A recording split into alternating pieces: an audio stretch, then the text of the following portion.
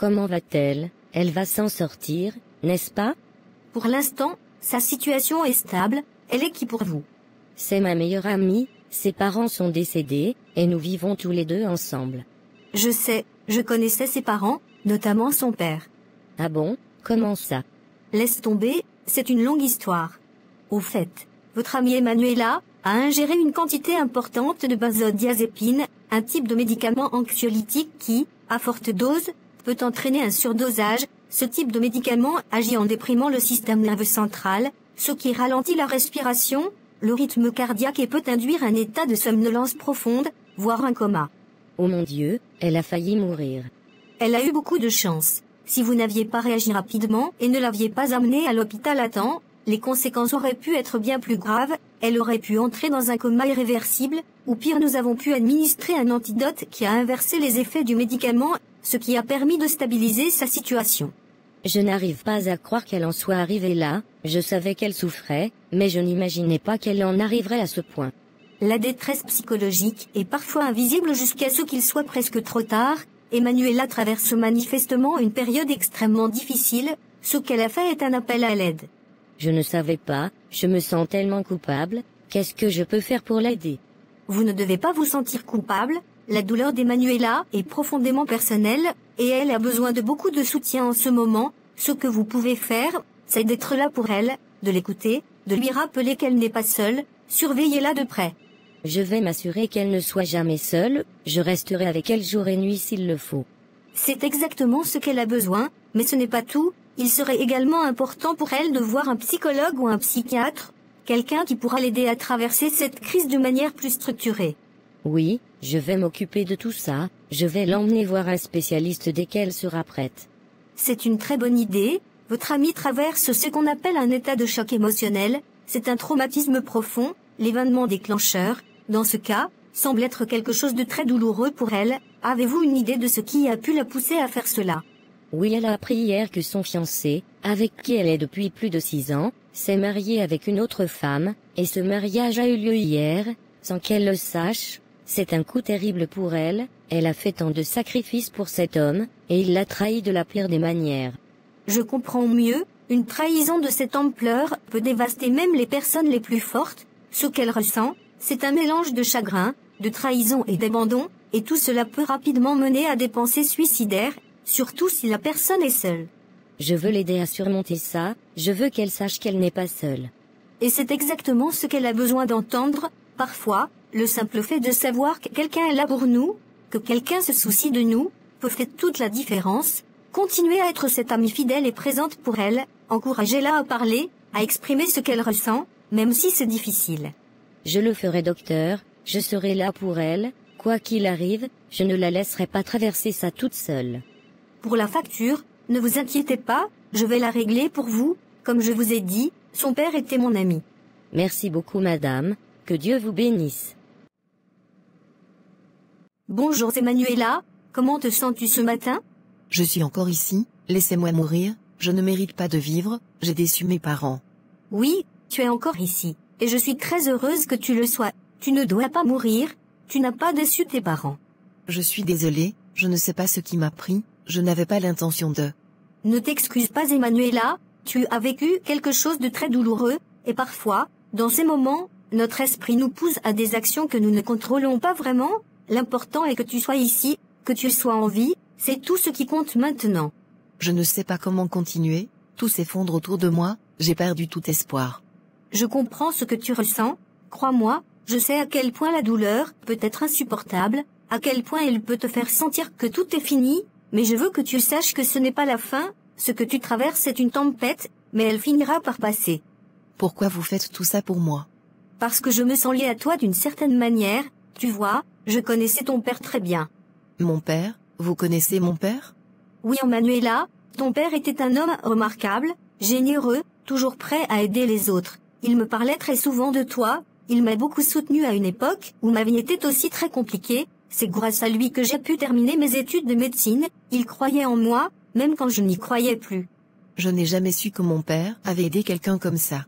Il faisait discrètement, il ne voulait pas de reconnaissance, juste que les gens autour de lui soient heureux, il était comme ça, et aujourd'hui si je suis ici, c'est en grande partie grâce à lui, c'est pourquoi je me sens responsable de toi, de ta vie, tu peux me voir comme une grande sœur, ou même comme une tante si tu préfères, si tu as besoin de quoi que ce soit, je serai là pour toi, comme ton père l'a été pour moi.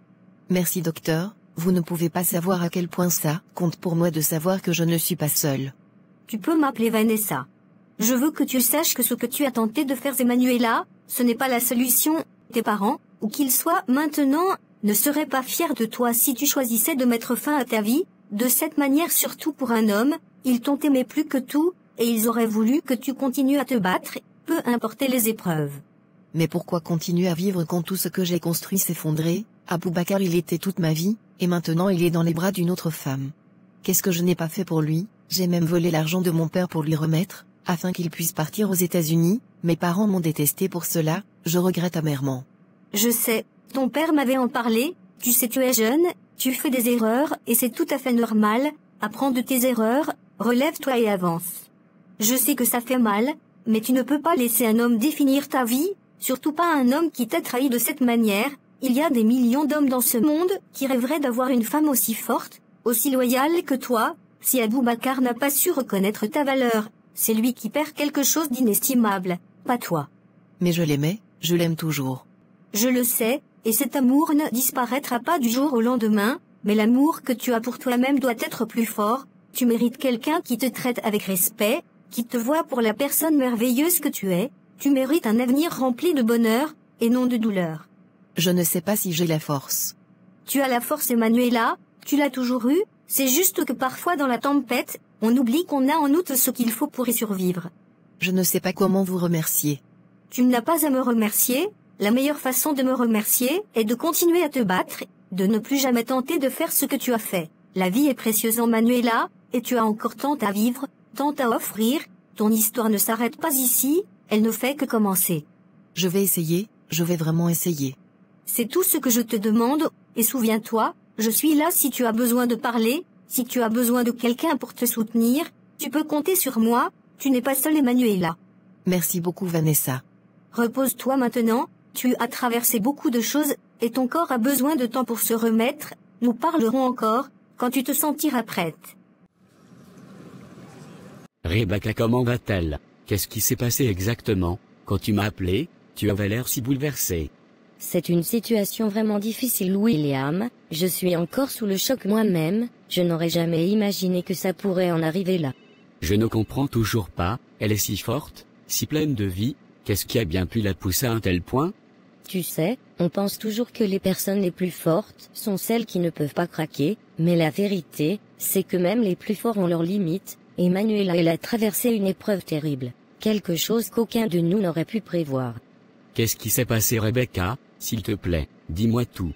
C'est à propos d'Aboubacar, tu te souviens de lui n'est-ce pas? C'était son fiancé, l'homme avec qui elle était depuis plus de 6 ans, elle lui a tout donné, elle a sacrifié tant de choses pour lui, croyant en leurs promesses, en leur avenir ensemble, mais tout a basculé.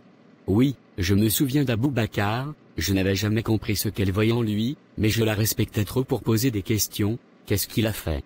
Il s'est marié, et hier il a épousé une autre femme, une fille choisie par sa mère, il a menti à Emanuela, lui faisant croire qu'il allait rendre visite à la tombe de son père au village, et pendant ce temps, pendant qu'elle pensait qu'il était avec sa famille, il était en train de se marier avec une autre femme. Non, ce n'est pas possible, comment quelqu'un peut-il être aussi cruel? Emanuela ne mérite pas ça, personne ne mérite ça en fait. C'est exactement ce que je me dis, et le pire, c'est qu'elle a découvert la vérité de la manière la plus brutale possible. Je travaillais sur la décoration du mariage avec ma tante, et c'est là que j'ai découvert que c'était le mariage d'Aboubacar. Je n'ai pas eu d'autre choix que de lui dire la vérité. Je n'arrive pas à y croire, pauvre Emanuela, elle me parlait tellement de lui avec passion et amour, elle devait être anéantie. Elle l'était, quand je lui ai dit, elle s'est effondrée, elle a essayé de rester forte, mais c'était trop pour elle, je devrais aller faire des courses. Elle a pris une overdose de médicaments à mon absence, si je n'avais pas été là à temps, je ne sais pas si elle serait encore avec nous. Je ne sais pas quoi dire, c'est tellement injuste, elle a toujours été quelqu'un de bien, de sincère, toujours là pour les autres, et voilà comment elle est récompensée. Je sais que c'est difficile à comprendre, mais en ce moment, elle a besoin de nous, De toute la force que nous pouvons lui offrir, nous devons être là pour elle.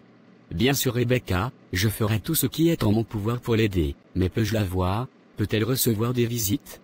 Pas pour l'instant, le médecin dit qu'elle doit se reposer, qu'elle n'est pas encore prête pour recevoir des visites. Ils veulent s'assurer qu'elle soit stable, qu'elle ait repris un peu de force avant que quelqu'un d'autre ne la voie. Je comprends, mais dès que ce sera possible, je veux être là pour elle. Elle ne doit pas se sentir seule dans ce moment, elle doit savoir qu'il y a des gens qui l'aiment vraiment et qui ne l'abandonneront jamais. Je suis sûr qu'elle appréciera ta présence. Tu as toujours été un bon ami pour elle, même si les choses n'ont pas évolué comme tu l'avais espéré. Je l'ai toujours respectée, même si elle n'a pas voulu de moi comme partenaire, je ne l'ai jamais vue autrement que comme une personne incroyable, et maintenant, tout ce que je veux, c'est la voir guérir, la voir retrouver son sourire. Qu'est-ce que tu fais ici? Comment oses-tu te pointer ici après ce que tu lui as fait? Je suis venu voir Emanuela, je veux savoir comment elle va. Tu veux savoir comment elle va? Après tout ce que tu lui as fait, tu as le culot de venir ici, de vouloir te montrer concerné, après l'avoir brisé en 1000 morceaux, espèce de lâche. Comment peux-tu avoir le front de venir ici? Je sais que tu es en colère, mais c'est entre Emanuela et moi, je dois lui parler, je dois m'assurer qu'elle va bien. Tu as perdu ce droit à Boubacar, tu n'es plus qu'un étranger pour elle, un étranger qui a détruit sa vie en l'espace d'un jour, tu n'as rien à faire ici, rien du tout, alors tu ferais mieux de faire demi-tour avant que je n'appelle la sécurité pour te faire sortir. Je comprends ta colère, mais tu n'as pas le droit de me parler ainsi, je suis ici pour elle, je suis inquiet. Inquiet? C'est maintenant que tu es inquiet? Où était ton inquiétude quand tu la trompais, quand tu la trahissais, quand tu l'abandonnais pour épouser une autre femme dans son dos? Emanuela n'a pas besoin de ton inquiétude, elle a besoin de toi loin d'elle, le plus loin possible. Rebecca a raison, tu n'as rien à faire ici, tu as fait assez de dégâts comme ça, si tu as un minimum de décence, tu partiras maintenant, avant que les choses ne s'enveniment davantage. Et toi, tu es qui exactement pour me parler comme ça? Qu'est-ce que tu as à voir dans tout ça? Tu n'as aucun droit de t'immiscer dans nos affaires. Je suis quelqu'un qui tient Emanuela, quelqu'un qui ne supporte pas de voir un lâche, comme toi continuer à la blesser, tu l'as déjà trahi de la pire des manières, et maintenant tu viens ici, comme si tu t'attendais à ce qu'on te pardonne, tu n'es plus rien pour elle, et encore moins pour moi, alors fais ce qu'il faut pour une fois dans ta vie et pars. Je ne te permets pas de me parler sur ce ton, tu ne sais rien de ce qu'il y a entre Emanuela et moi, alors ne viens pas jouer les héros ici, si je suis là, c'est pour elle, pas pour toi, et encore moins pour recevoir des leçons de moralité de ta part. Si tu étais vraiment là pour elle, tu ne l'aurais jamais mise dans cet état, tu veux savoir ce qui est vraiment entre vous, du mensonge, de la trahison, et une montagne de souffrance que tu lui as infligée sans aucun remords, alors si tu as un tant soit peu de dignité, tu devrais tourner les talons et sortir d'ici avant que je ne te fasse regretter de t'être présenté. Et qu'est-ce que tu vas faire? Tu crois vraiment que tu peux m'intimider, me forcer à partir? Je ne vais nulle part tant que je n'ai pas vu Emanuela, tu n'es qu'un obstacle de plus sur mon chemin, alors soit tu t'écartes, soit je te fais dégager. Je te connais très bien toi, c'est William, tu voulais d'elle mais elle n'a jamais voulu de toi, parce que c'est moi qu'elle préfère et a toujours préféré. C'est une bonne femme, elle est loyale, c'est pourquoi elle m'a refusé, parce qu'elle te faisait confiance, mais toi tu n'es qu'un lâche, et tu viens de la perdre. Je vais la récupérer, et te montrer comment on traite une femme qui est loyale.